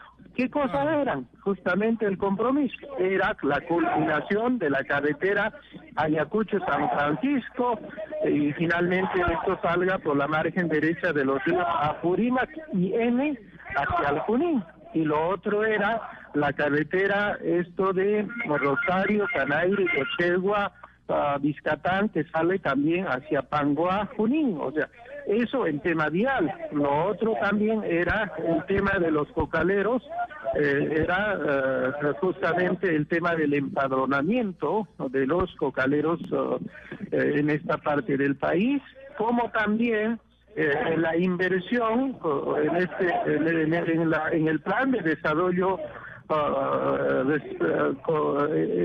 esta zona con este tema de la reconversión productiva. ¿En qué consiste la reconversión productiva voluntaria? Consiste en que el cocalero ya no dice ahora coca o muerte, sino este efectivamente nos trae problemas, es un cultivo pues que nos hace daño, vamos a migrar de este cultivo ilícito a un cultivo lícito. Eso plantea. Ha estado trabajando el gobierno anterior con este plan y efectivamente voluntariamente habían entrado más de 40.000 cocaleros. Pero finalmente llega el señor PPK. Lo primero que hace es había un organismo, el Codebrain, que pertenecía directamente como interlocutor entre los dirigentes y el gobierno, pertenecía Codebrain a la PCM. Y llega el señor PPK, lo cambia, lo manda a debajo de debida. Eso no quieren los cocaleros. Entonces, esas cosas son compromisos que había asumido el señor PPK cuando ha ido a la zona del BRAE. A ver si le entendí bien. Eso es lo que le están exigiendo. Correcto, a ver si le entendí bien. Sobre todo en la última parte, porque la parte de infraestructura me queda clarísima. Compromiso de Pedro Pablo Kuczynski de hacer algunas carreteras y estoy seguro que no han puesto ni siquiera la primera piedra. Y normalmente la primera piedra es para tontear a la gente. Ni siquiera eso han puesto. Compromiso, que no se cumple. Pero esto segundo es más grave. Usted me dice que hay un compromiso en función de lo que significa cultivos alternativos de 40.000 cocaleros en los valles de los ríos Apurímac, N y Mantaro. 40.000 cocaleros están dispuestos a cambiar, a dejar de cultivar la coca si le dan una alternativa de cultivo. Y esos 40.000 no han obtenido respuestas durante los casi 365 días de gestión de PPK. No ha habido un solo planteamiento de hacia dónde migrar, cómo migrar, en qué plazo migrar y dejar, por supuesto, la siembra de hoja de coca, que ya sabemos los problemas que origina. No hay ninguna respuesta del gobierno a esa voluntad expresa de los cocaleros. Efectivamente, los cocaleros anteriormente decían coca o muerte, pero ahora no. Por eso, precisamente, con el gobierno anterior todavía habían entrado voluntariamente, inscribiéndose voluntariamente a acceder a este programa que había estado implementándose a través de la Codebrae, hoy adscrito al Ministerio a la PCM. Y ahora debido. Llega el señor PPK, lo primero que hace es corta lo de ese organismo llamado Codebrae que pertenecía a la PCM, lo lleva debajo de medida. Hasta el momento hay agricultores impagos, técnicos impagos, o sea, el programa prácticamente está fracasando y se le ha pedido que implemente esto, que continúe esto, y por eso es la marcha de sacrificio. Han implementado mesas técnicas y talleres y nada más, y ahí no han caminado. Saludos a la bandera. Saludos a la bandera. Más o menos, ¿a qué horas estarán llegando, congresista Joaquín Dipa Sacalima? En realidad tenemos previsto, hoy día estamos ahí caminando en las calles de San Clemente, lo haremos en Cañete y así sucesivamente. No tenemos todavía un día fijo para llegar exactamente a la capital. Esperemos que el señor Pedro Pablo Kuczynski, el presidente de todos los peruanos, no sacrifique más a estos hermanos que vienen. Incluso hay niños que están viniendo, incluso hay mujeres, hay ancianos que están viniendo y lo único que quieren es que se les atiende el compromiso que había asumido. Hasta el momento, desde el sábado que se ha iniciado esta acción de protesta y se ha iniciado además la marcha de sacrificio porque hay paralización en el BRAE, hasta el momento, ¿algún tipo de comunicación? El ministro de Agricultura, el señor Hernández, el premier, que está concentrado parece en otros temas del señor Zavala, ¿algún representante de la Oficina de Diálogo y Sostenibilidad de la PCM ha contactado con ustedes para abrirle las puertas del gobierno y hablar sobre la problemática del BRAE? Mire, esta marcha de sacrificio había sido anunciado hace un mes. Exactamente el 30 de mayo tomaron una decisión justamente frente a la desatención y la falta de compromisos tomaron el 30 de mayo. Inmediatamente nosotros como congresistas hemos intercedido documentadamente al Palacio de Gobierno, hemos intercedido ante el señor Fernando Zavala, presidente de la PCM, a los diferentes ministros, pero hasta ahora todavía no hay una cosa concreta en poder solucionar este problema. Muy bien, este es un gobierno zombie, discúlpeme, este es un gobierno zombie, parece un gobierno fantasma, parece un gobierno paralizado, parece un gobierno que está con un problema serio de movilidad y de capacidad de reacción. No sé, pero tienen meses esperando el asunto, quieren que esto explote, quieren que esto estalle. Y vuelvo a insistir, las calles se calientan, se están calentando. Y bueno, ojalá sea una buena noticia eso del diálogo que tendrán la próxima semana Pedro Pablo Kuczynski con Keiko Fujimori, a ver si se ponen de acuerdo para un plan mínimo de resolver problemas gravísimos que tiene el Perú. Congresista Joaquín Ripas, qué gusto saludarle. Estaremos atentos a la llegada a Lima, por supuesto, para cubrir la información y acompañarles en esta cobertura y poder ser testigos de la capacidad de respuesta del gobierno de Pedro Pablo Kuczynski. Muchas gracias. Agradecemos, muchas gracias, Exitosa, muchas gracias, buenas tardes.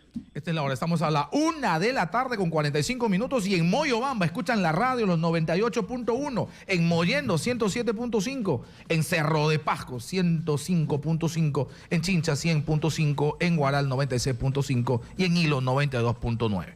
Bueno, estoy con Edgar Flores Guamaní, aquí está conmigo en la radio, él es dirigente del Frente de Defensa de los Intereses del Pueblo de Carmen Salcedo. Esto es Andamarca, Lucanas, en la región Ayacucho. Y vamos a hablar de lo que parece ser lamentablemente una constante en el país.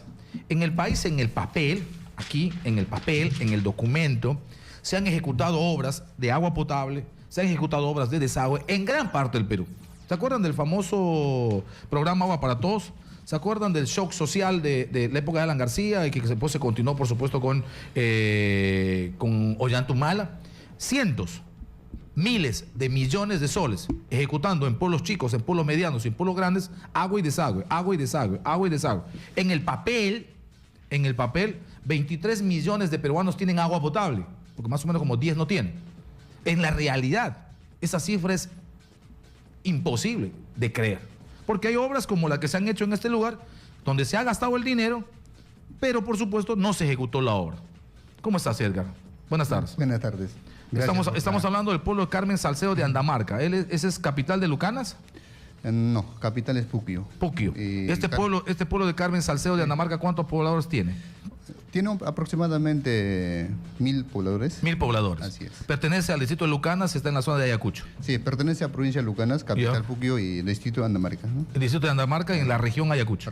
Y lo que me dicen es que se ha hecho, entre comillas, una inversión de ¿cuánto de dinero? Mira, hay dos inversiones, uno de ellos de 5 millones, ¿no? Aproximado, y el otro es de aproximadamente 9 millones. 9 millones, sumando 14 millones. 14 millones. ¿Para ejecutar qué obra? Son obras a represas, ¿no? Represas. Sí, en este caso le hicimos nosotros cosecha de agua, ¿no? Para cosechar agua. Almacenamiento de represas agua. Para tener agua. Así es. ¿Para qué? ¿Para regadío o para consumo? ¿O para ambas cosas? No, ese es para regadío de sistema de riego, allá ¿no? Para la agricultura. ¿Y de cuándo estamos hablando, Edgar? Mira, estamos hablando de 9 millones que se ha invertido y esa obra debería ejecutarse solamente en 330 días. Ya, por eso, ¿de cuándo hablamos? ¿Cuándo se licitó? ¿Cuándo se dio esta obra? Esta obra se licitó, lo firmaron la contrata, según el contrato dice, se firmaron en 2014. 2014. En 2014 y... Ya. ¿En qué mes? En el mes de... ¿En qué mes? Bueno, en el 2014, ¿ok? Sí, 2014 en diciembre, ¿no? 3 de septiembre, en 2014. Y... O sea, en el peor de los casos, el 2015 la obra debería estar terminada. Por supuesto, ¿no? Y póngale pues, ya que tiene sus retrasos, que si llueve, no llueve, que si pasa una cosa, no pasa otra. Póngale pues 2016, póngale enero, póngale febrero, ponga marzo. Claro, estamos a 2017, a junio, ¿y qué pasa con esas obras? Por supuesto, ¿no? Por eso... La indignación de la población, ¿no? Ya que a veces son personas humildes que viven en esa zona y a veces no tienen voz, no le escuchan, no tienen voz, ¿no? Donde quejarse, ¿no? Y bueno, en todo caso, la obra debe terminar en 330 días, ha quedado inconcluso, está abandonado. Aparte de eso, ha colapsado lo poco que han construido, ¿no? Y ahorita se encuentra una obra inconclusa, inservible. ¿Desde cuándo? O sea, ¿cuándo han abandonado la obra? Abandonó, mira, esta obra abandonaron el día abandonaron el año pasado, el 2016. Acá constataron, la población viajaron allá, tiene una acta que han levantado en esa fecha, el 28 de marzo del 28 de marzo del 2016. Ya hace más de un año, ¿verdad? Sí. Entonces, y lo poco que se hizo, dice usted que colapsó. ¿Cómo colapsó y por qué colapsó? Supuestamente, ¿no? Ellos dicen que por exceso de lluvia, ¿no? Pero yo pregunto, ¿no? Pero si supone para que eso se ha hecho. ¿no? Para eso, para recepcionar agua, porque agua no puede llenar más de lo demás, ¿no? Más de lo demás, porque tiene un límite hasta donde tiene que llenar el agua. Claro, ¿no? y después pasa el agua. Entonces, hay aliviaderos donde tiene que desfugar el agua cuando llena, ¿no? Entonces, ahora ha colapsado. Nosotros hemos presentado algunas denuncias el año pasado, el 2016, ¿no? Y acá tenemos un documento el 2 de noviembre de 2016 a la Procuraduría de la República. Ya. Y bueno, hasta la fecha no sabemos qué es lo que pasó con el documento. ¿Qué fecha ha mandado? El 2 de noviembre de 2016. El 2 de noviembre. Sí. Y la Procuraduría General de la República no ha respondido. No ha respondido hasta el momento. En los últimos 7 meses no ha respondido absolutamente nada. No ha respondido. Tenemos otra denuncia a la Contraloría también igual. Contraloría, a la Contraloría de Edgar Alarcón. ¿Cuándo le han mandado a Edgar Alarcón el documento? El 13 de marzo de este año. El 13 de marzo. De este año. De este año. Sí, y tampoco... En los últimos 4 meses nada. Nada tampoco, ¿no? Entonces nos extraña pues que nuestras autoridades a veces no dicen nada. Nosotros, los pobladores, denunciamos, pero... ¿De dónde debía salir los 14 millones? ¿Cuál es la entidad ejecutante? La empresa, la entidad que financia ese monto es la empresa Foniprel. Ya. Los 14 millones. ¿Y a qué empresa le han dado? En este caso, la que ejecuta la obra es la empresa Consorcio Vizca. Ya. En ese Consorcio Vizca hay 3 empresas, ¿no? que integran, ¿no? La empresa MICSAC, la empresa Tobiasac y la empresa Ravisac. Y todos ellos... ¿Y qué saben ustedes? ¿El presupuesto de los 14 millones ya se pagó? ¿Esas 3 empresas que forman el consorcio levantaron los 14 palos? Por supuesto, ya no hay plata, solamente en la ¿Y cuenta... en qué nivel de ejecución quedó la obra? ¿20, 30, 40, 50, 60%? En nada, prácticamente en nada, porque ya está inservible, entonces ya está de cero. La plata se ha hecho al tacho, ¿no? Increíble. Claro, entonces... 14 millones. 14 millones. Y bueno... Y esto ni siquiera tiene denuncia de Procuraduría. O sea, digamos, para iniciar un proceso de denuncia contra los responsables y el Ministerio Público atienda, perdón. Obviamente, ahorita el interesado en este caso es pues el alcalde, el señor alcalde, ¿no? ¿Por qué? Porque él es lo que administra ese dinero público. Ya. Él es lo que gira, del fondo. Él es lo que paga a la empresa, obviamente. Él es lo que paga a la empresa. ¿Y qué dice el alcalde? El alcance, bueno, viene paseando a la gente, pasivando a la gente, engañando a la gente cuando realmente no. Pero la gente también en algún momento debe decir, oiga, usted me ha visto la cara de palto, tiene que actuar. Sí, pues. No tiene una organización, un frente de defensa. Eso es lo que estamos haciendo. Un frente anticorrupción.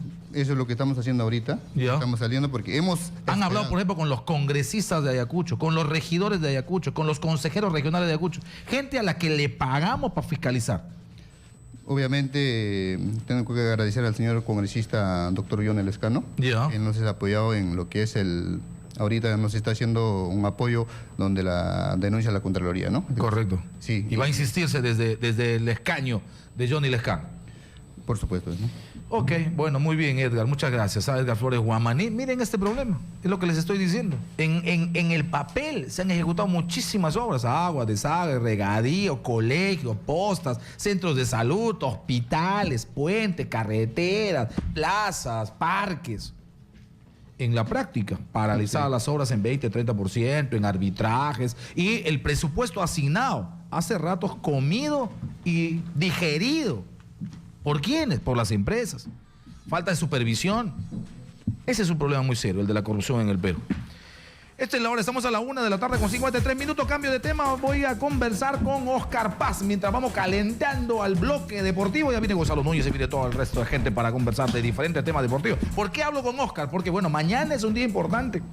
Mañana es el día D. Mañana en Zúrich hay el debate, la audiencia en la que se puede definir qué pasa con los 3 puntos que Perú ganó a propósito de un reclamo contra Bolivia. Y entiendo que hay una asociación peligrosa. bolivianos y argentinos se han asociado.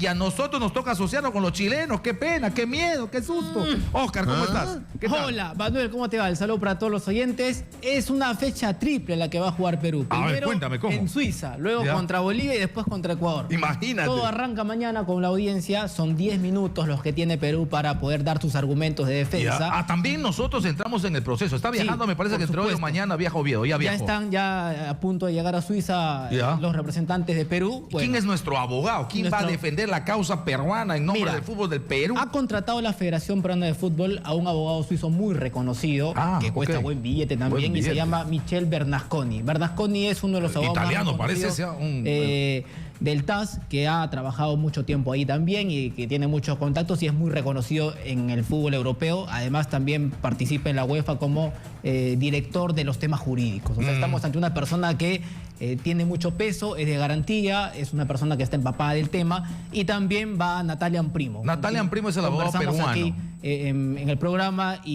¿Cuál es la argumentación principal de Natalia Amprimo y de este señor, ¿cómo se llama? Bernasconi. Sí, Bernasconi. Suena italiano, pero va a estar en Suiza y ha trabajado además en el TAS, ¿no? En el Tribunal de Arbitraje muy Internacional. además. ¿Cuál es el argumento principal que tiene que favorecer a la causa peruana en un asunto que lo que busca es beneficiar a Argentina, complicarle a Bolivia, bueno, salvar a Bolivia, por supuesto, restituyendo los puntos, o simplemente quitándonos a nosotros? Bueno, ¿Cuál lo es nuestra argumentación? lo primero que hay que aclarar aquí es que se está vendiendo la imagen o se está vendiendo que Perú y Chile tienen que ir de la mano en esto, y no es tanto así. No es así. ¿Por qué? Yo creía que era así, teníamos que darle la mano a Chile porque no finalmente es así. Aquí es más, hay una figura que voy a comentar aquí que no lo han dicho y que creo que podría pasar. Primero, Chile en un primer momento dijo que había presentado un reclamo dentro de las 48 horas para que le quiten los puntos a Bolivia porque había utilizado un jugador que no podía estar en el campo, como Nelson Cabrera.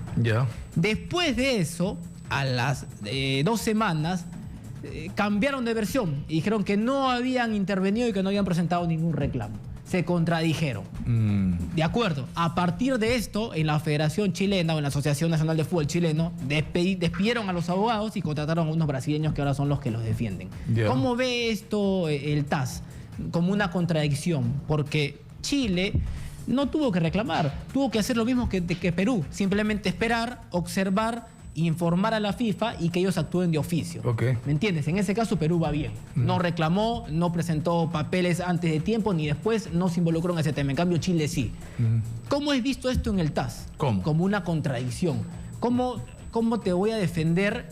¿Cómo te voy a dar la razón si me dices primero que reclamas y luego que no reclamas y te contradices? Claro. ¿Me entiendes? Ese es un punto importante que desembocaría en una figura que nadie la tiene y que la vamos a comentar hoy en el programa. ¿Qué puede pasar? Lo más probable. Perú puede quedarse con los puntos. ¿De acuerdo? Eso sería lo ideal. Y Chile, no. Chile podría perder los puntos que ganó en mesa y Perú sí quedarse con los 3 que le ganó a Bolivia. Pero eso sería desproporcionado. O sea, no, son caminos distintos. ¿Por qué le voy a quitar a Chile y le voy a dar a Perú? Porque Perú no reclamó, pero nosotros no reclamamos porque somos malos. Sencillamente no nos interesa. O sabíamos el asunto y elegimos el mejor camino. Perú eligió el mejor camino. No ¿Estás seguro? O ni cuenta nos dimos del asunto. ¿Sí? Puede ser, pero yo creo que hizo ni nos bien hemos Perú, dado cuenta hizo bien Perú en no reclamar. Porque la FIFA actuó de oficio. Digamos, la resolución del TAS podría ser: te castigo por la contradicción o por el manejo. Por reclamar fuera de tiempo, por mentir y después rectificar tu error. ¿Entiendes? Ese puede ser el castigo de parte del TAS. Ahora, hay muchos antecedentes de casos disciplinarios como estos que son llevados de la FIFA al TAS y normalmente el TAS no le da la contra a la FIFA.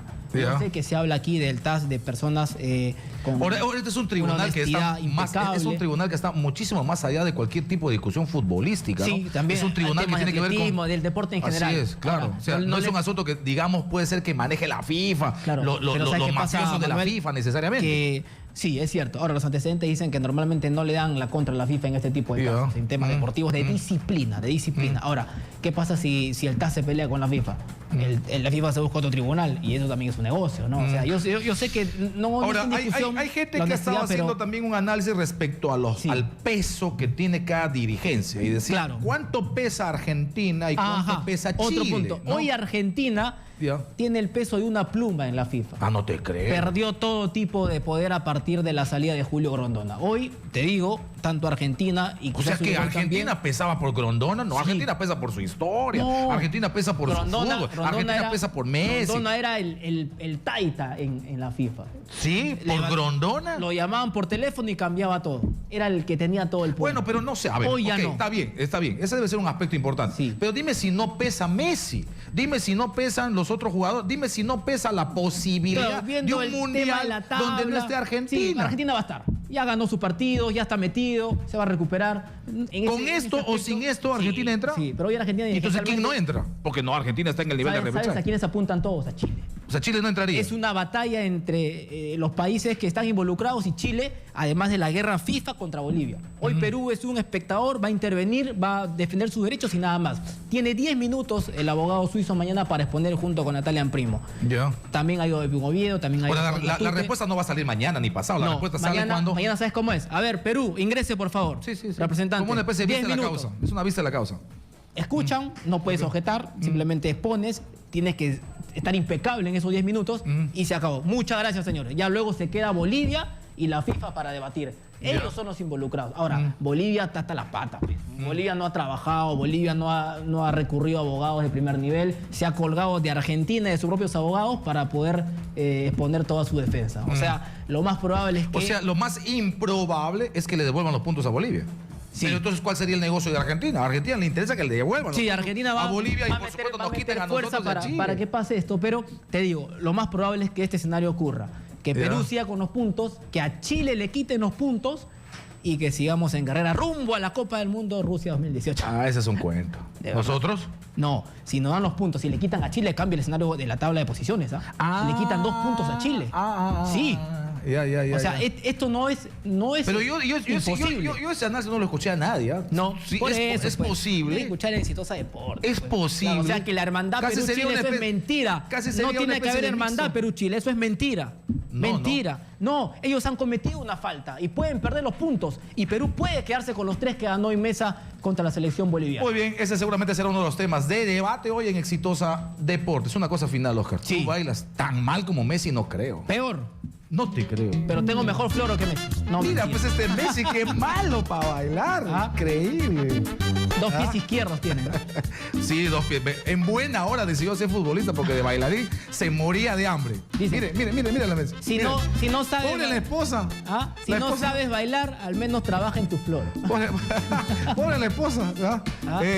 Yandel Barbosa debe estar feliz, ¿no? Porque pensé que era la única que tiene 2 pies izquierdos, que tiene 2 pies derechos. Oscar, muy bien, muchas gracias. Listo, nos escuchamos en un ratito. Éxitos.